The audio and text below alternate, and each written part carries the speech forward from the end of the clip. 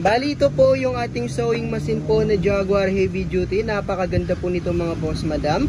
Makita nyo po, napakarami po niyang design. Nasa 99 stages po ito pong machine po natin. Very easy to use lang po gamitin ito pong machine po natin. Ito lang naman po yung pinaka starting stop, reverse. Ito naman po yung tinatawag na speed controller, pagbaguan left side, pagbiyasa dito po sa right side. Tapos mamimili po tayo dito ng design, alimbawa number 00. Ayan, straight, lalagyan lang po natin dito 00. Ito naman po yung distance. Yan. Pagkatapos start na lang po natin. Ito po yung tinatawag na speed, mabagal, tapos mabilis. Napakaganda po ito pong sewing machine po natin dahil napakadali lang po i-operate. Ayan po yung ating zigzagger. Kung makita nyo po, napakaganda po. Straight. Pag gusto nyo po ng zigzagger number 3, ilalagay lang po natin dito number 3. Okay? Tapos, ito naman po yung lapad na zigzag. Pag gusto nyo po ito gamitin, kailangan muna itulak natin sa left side. Kailangan muna siyang umilaw. Ayan. Tapos, i-adjust po natin kung saan po natin gusto po na lapad. Napakaganda po ito pong sewing machine po natin dahil napakadali lang po ito i-operate. Makita nyo po mga boss madam, napakaganda po ng performance. All working design, lahat po yan nagpapangsyon ito pong makina po natin. Ayan po yung ating zigzagger. Pag kailangan naman po natin ng mga ibang design, alimbawa po scallop number 9, ilalagay lang natin dito number 9. Pag sa ibang tahi na po tayo, hindi po natin kailangan gamitin itong distance sa kalapad na zigzag dahil para lang po yan sa straight and zigzag. Ayan po yung ating tahi para po sa pang-scallop. Makita nyo po, napakaganda po. Dahil pag nananahi po kayo sa mga pang-scallop, mayroon na po ito pong sewing machine po natin na Jaguar. Ang pinaka-model po, CD-2205MP po ang pinaka-model. Okay, ayan po yung tahi po natin. Makita nyo po mga boss madam, napakaganda po. Ayan po yung design po natin para po sa pang-scallop. Ayan po, makita nyo po, napakaganda po ng tahi po natin para po sa pang-scallop. Pag kailangan naman po natin ng ibang design, halimbawa number 63, number 62 flower, ilalagay natin dito number 62. Ayan. Mas na may lagay natin number 62 start, automatic lalabas na po yung flower po natin na number 62. Ganun lang po siya gamitin po, kumbaga po mga boss madam, ika-type lang po natin yung design na gusto natin. Tapos, start na lang po natin, automatic yun na po yung mismong time na lalabas. Pag okay na, stop. Ayan po yung flower po natin, number 62. Makita nyo po, napakaganda po. Pag halimbawa naman po, kailangan naman po natin ng ibang design, tulad po ng halimbawa, ito pong piping number 20. Ilalagay natin dito number 20. Okay? Once na may lagay po natin number 20, start na lang po natin, automatic lalabas na po yung number 20 po natin na design. Ayan po yung tinatawag na piping purpose. Pag nananahi po kayo sa mga piping, meron na po ito pong makina po natin. Pag okay na po, stop na lang po natin dito. Ayan, stop. Makita nyo po, napakaganda po ng piping natin.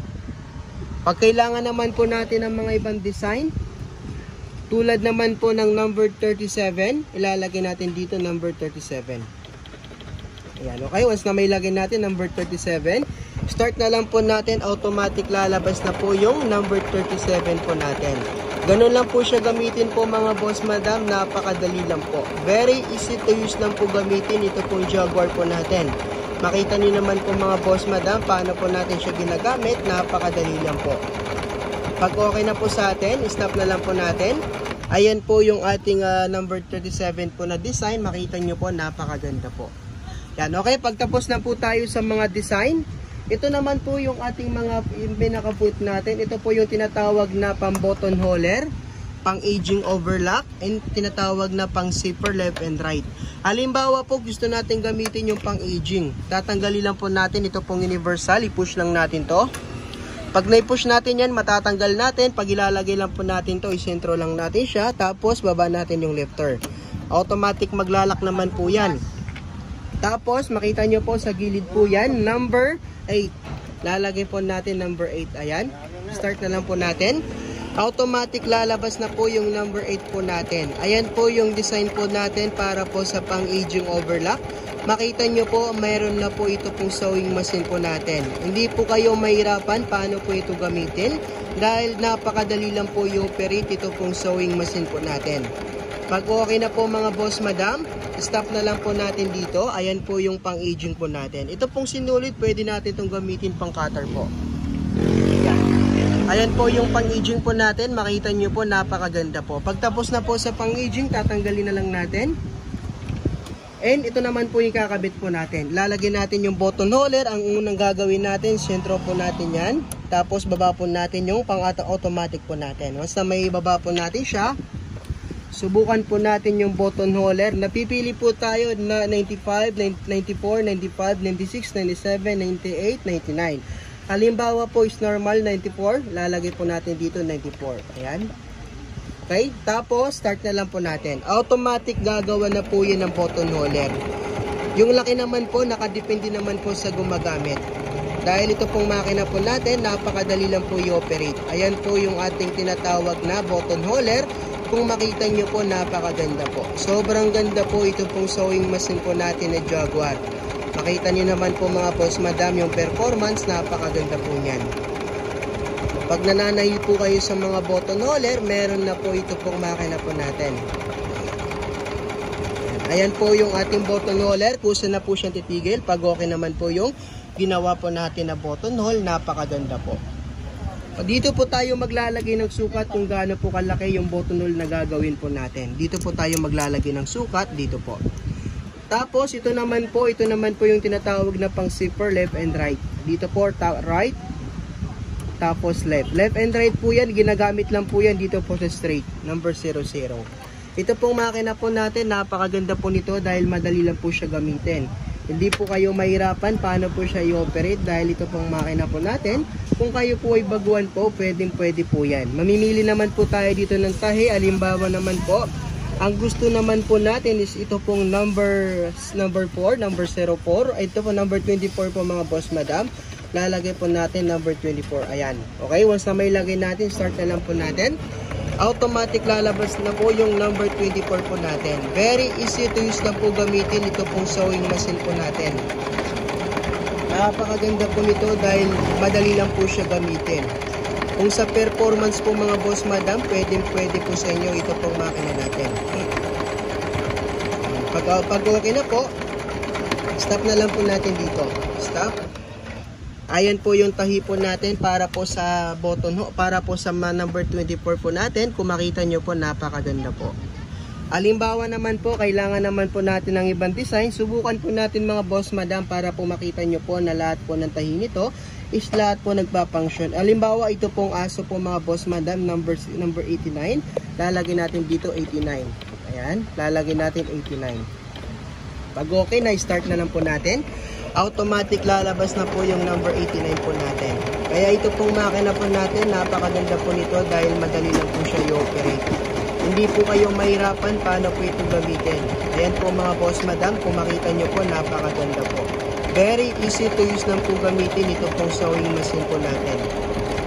Kung sa performance po mga boss madam, pwede po sa inyo ito pong makina natin. Halimbawa po mga boss madam, okay na po yan, stop na lang po natin. Ayan po yung tahi po natin, makita nyo po, napakaganda po. Yan po yung tahi po natin, makita nyo po, sobrang ganda po nyan. Pag halimbawa naman po, sa mga ibang design, tulad naman po ng pipili naman po tayo mga boss madam, ito po number 33 flower. Okay, lalagay po natin dito number 33. Yan, para po makita nyo po na lahat po ng mga design po nito, is lahat po yan gumagana. Ayan po yung design po natin, number 33 po yan. Yan po yung design po natin na flower. Kung makita nyo po, napakaganda po. Ito lang naman po yung tinatawag na speed, mabagal, tapos mabilis. Kumbaga po, meron naman po siyang speed controller. Ayan po yung design po natin na flower. Pag okay na po mga boss madam, stop na lang po natin. Ayan po yung ating mga design. Kung makita nyo po, sobrang ganda po. Yan. Marami po siyang mga design na pwede nyo pong pagpilian. Pag sa paglalagay naman po ng sinulit, sobrang dali lang. May guide naman po yan. Una po, dito lang po natin lalagay yung ating sinulit. Tapos lalagay po natin yung stopper. Okay, once na may lagay natin, dito po natin idadaan. 1. Napakadali lang naman po dahil one way lang po yung paglalagay ng sinulit. Dire-diretso po pababa. Yan. Okay, napaka-basic lang po. Bali, ang pagsuot naman ng sinulid, paarap, ang labas sa likod. Once na may lagay natin, dito naman po tayo sa may winder. Ito po, paano natin ito tatanggalin? Tulak lang po natin to. Tapos ayan, matatanggal po natin yung pinakatakip po natin. Kumbaga po yung pinakatakip po ng ating sewing machine. Ayan.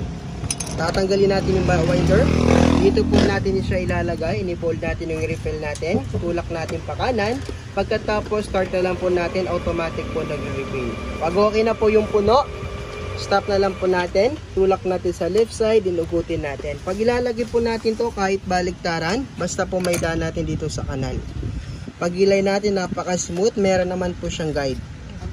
Pag okay na po, kukunin natin yung sinulid. Ikotin natin to. Isa, dalawa. Yung dalawang thread, lalagay lang natin sa likod ng foot. Tapos ipapasok natin sa foot, tapos lalagay natin sa likod. And pwede na po tayong manahi. Ito po yung start and stop, reverse, speed controller. Ito po yung selector type po ng ating sewing machine. Ito naman po yung tension adjustment. Pag pangit po ang tahi dito, dito po tayo nag-a-adjust. Pag pangit nasa number 4, lalagay natin sa 5. Pag pangit pa rin, lalagay natin sa 6 hanggang sa maging tama. Pero yung normal dito po sa may sulat na po.